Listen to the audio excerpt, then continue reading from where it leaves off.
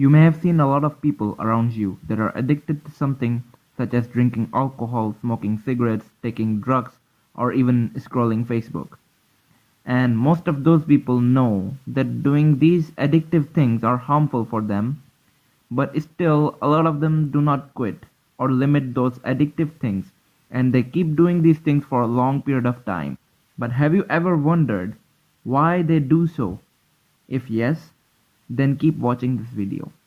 The addiction to something is associated with reward system in our brain. Normally, whenever we do something that is good for our survival, such as eating or sleeping, or when we have sex, our brain rewards us by making us feel good. And our brain does this by releasing a neurotransmitter that is known as dopamine. And because we feel good when we do those things, we would want to do those things again and again. In other words, our brain generally desires for dopamine releasing activities or pleasurable experiences. But unfortunately, we humans have invented a lot of stuff that stimulates our body to release unhealthy amount of dopamine, and they have no survival value. The problem arises when we start doing those things with no limitations. These things include alcohol, smoking, drugs, and even social media.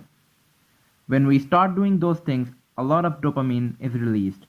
And if we keep doing those things repeatedly and excessively, these things suppress our reward circuit. And as a result, we would need relatively more amount of dopamine to get the same effect of pleasure. This is why a lot of drug addicts keep increasing their daily drug intake.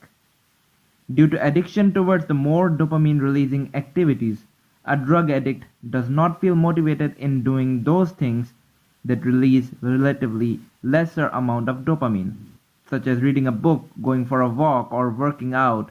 And because of that, such people may end up depressed and irritable for a long period of time.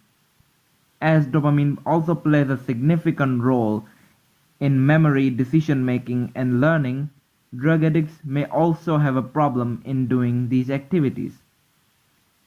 So whenever you start doing any pleasurable activity that has no practical advantage in your life, you must set clear boundaries for doing that activity.